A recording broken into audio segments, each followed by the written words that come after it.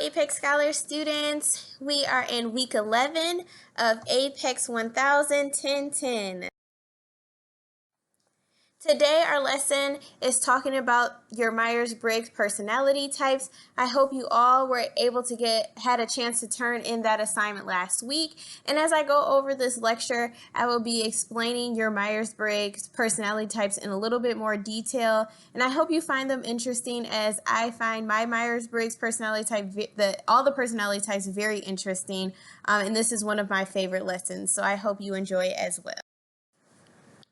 So for Myers-Briggs personality types, the first letter is an I or E. So if you received an I, that means you're introvert, or you err more towards an introvert, and an E means you're on the side more of an extrovert. So when you're looking at your personality types, and this is for all the letters, they may vary in different aspects of your life.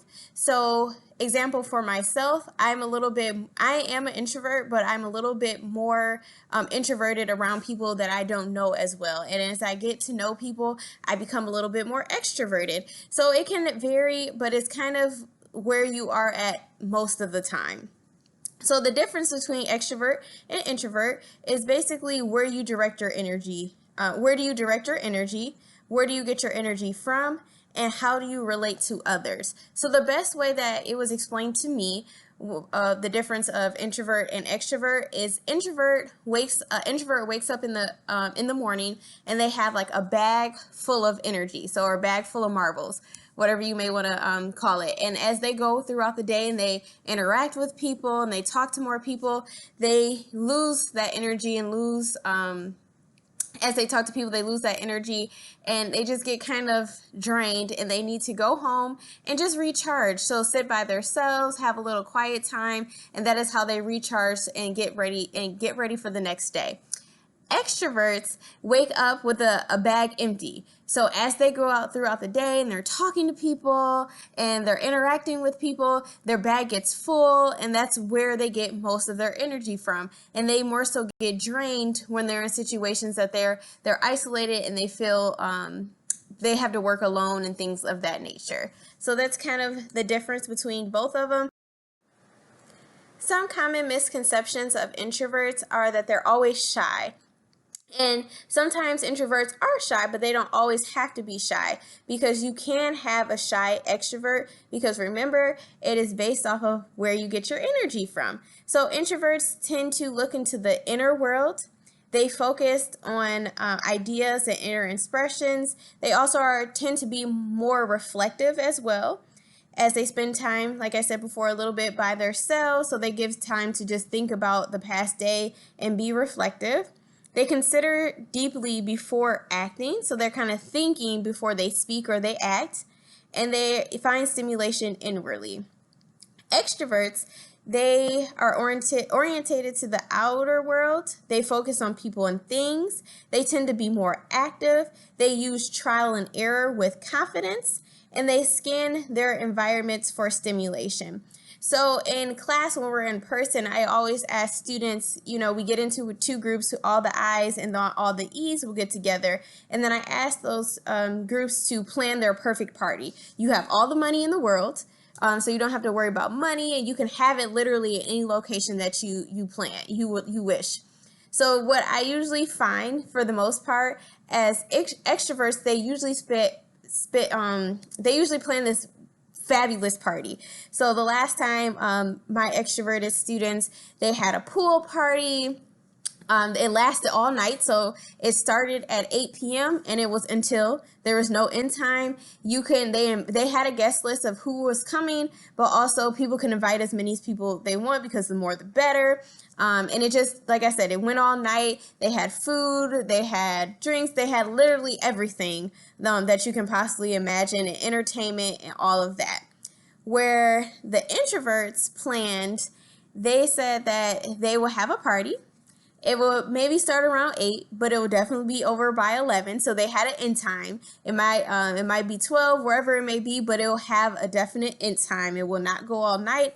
It will be a small group of people. So they will just all invite maybe 1 or 2 people and kind of just stay in the house, maybe play board games, watch TV, just have like a chat, and there will be food. But like I said, definitely a start and end time, and so they can have time to go to bed, and just have that time with people that they know, so they don't want to be around a whole large group of people. So that is your difference between two in terms of like party planning and just how they're thinking about where they're getting their energy from with extroverts and introverts. The next we have intuitive and sensing. So the next letter will be either an N. Since we already have an I, they're going with N here. So you'll either have an N or S. And this basically means how you prefer to take in information. So if you see the picture here, the one of the little bubbles, the first bubble says, I need to see more data. So that will be your S. So that's your S saying, I need a little bit more information. I kind of need to see what we actually have to do. And then your N is just looking at it and saying, this is a great opportunity. They have the data that they have is enough, and they're just looking at it in a broader aspect. So for example, in the classroom, if you have an instructor say, I want you to write a paper on the state of Michigan. S may say, well, what about the state of Michigan? I need more data, more details.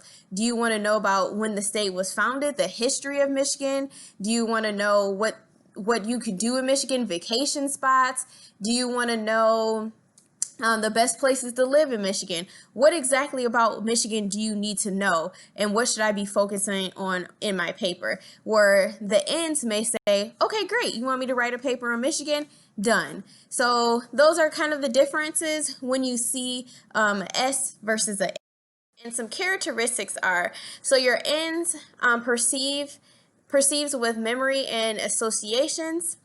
They see patterns and meanings. They also see the possibility in things. They project possibilities for the future. They read between the lines. They also look at the big picture, so they don't need a lot of details. They kind of see what they want and look at the big picture, and they don't worry about the details right away on how to get there. This is the end goal. This is what I want. This is what I'm going to work towards. They have hunches and ideas out of nowhere, and then they also let the mind tell the eyes. For your sensing folks, they perceive with their five senses. They also tend to have practical and factual details. That's what they kind of need, those details, and kind of going off of what the facts say and what the data says. They are in touch with physical realities, focus attention on what is said and done, and sees the little things in everyday life. Focus on the step-by-step experience and let the eyes tell the mind. So those are some characteristics of your N and your S's. The next letter that you receive should be either a T or F. And that is just basically how you prefer to make decisions.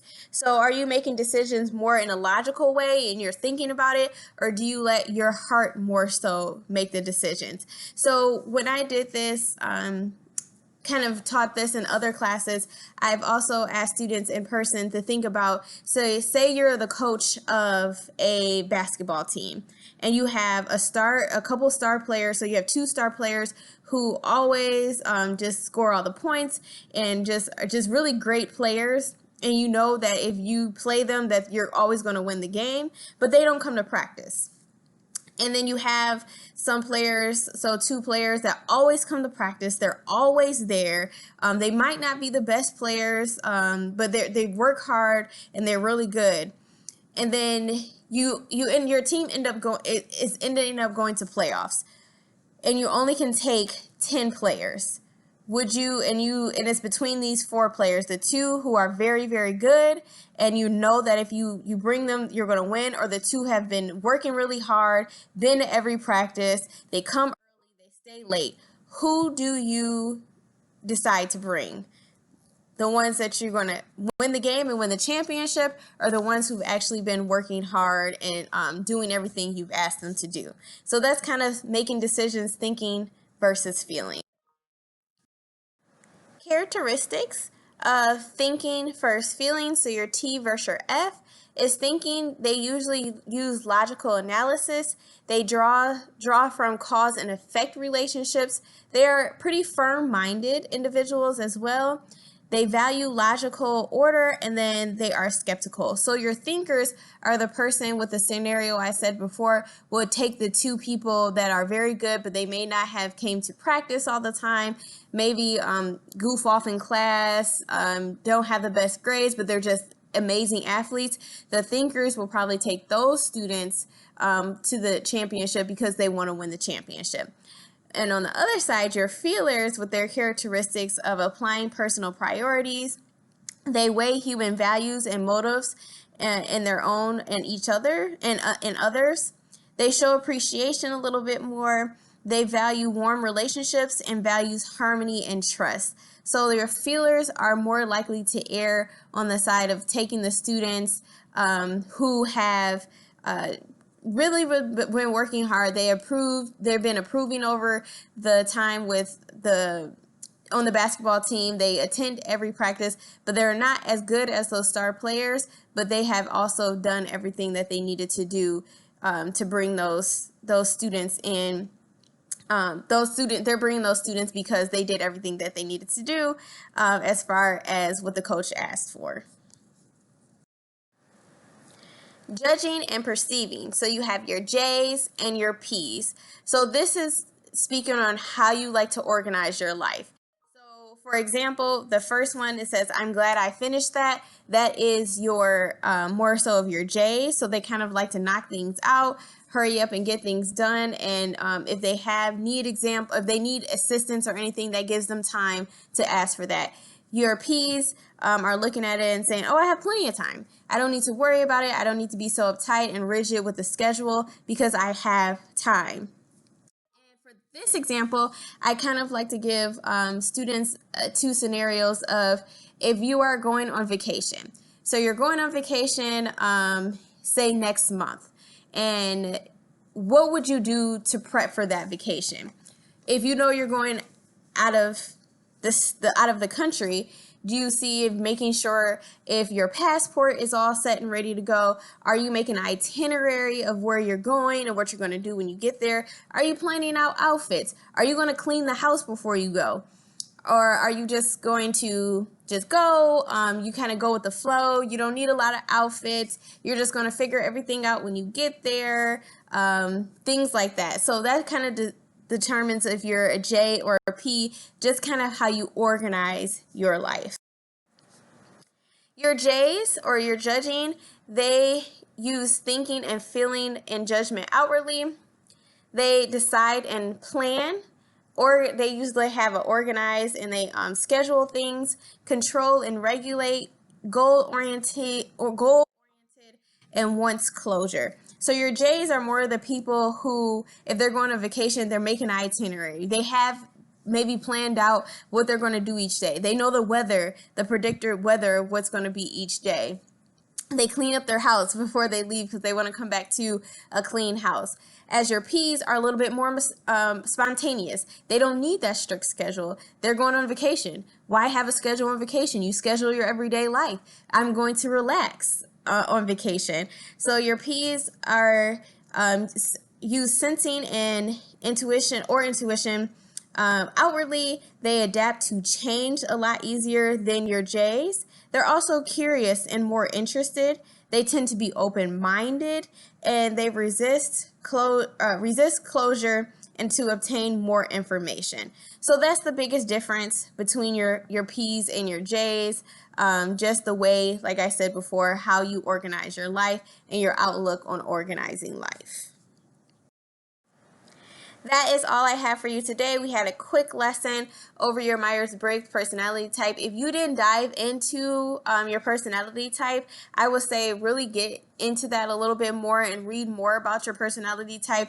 And if you feel like your personality type does not match you, then you may want to take it again and make sure that you're very open and honest with how you're answering the questions, because when you read it, it should sound something like you. So it doesn't have to have every aspect of you in it, but it should kind of tailor to yourself. And I think that is also a good for students who are kind of looking into what careers they want to do or what career interests, as it really shows you your personality type and what careers will be good for you with that personality type. Not saying that you can really do any career that you put your mind to, but there are certain careers with certain personality types that kind of mesh well. That may mesh well with you. So really look into that, and look how it is, how you are in your relationships, your personal life, and families, at work. It really breaks down in all of those aspects. So thank you for listening, and I will see you all next week.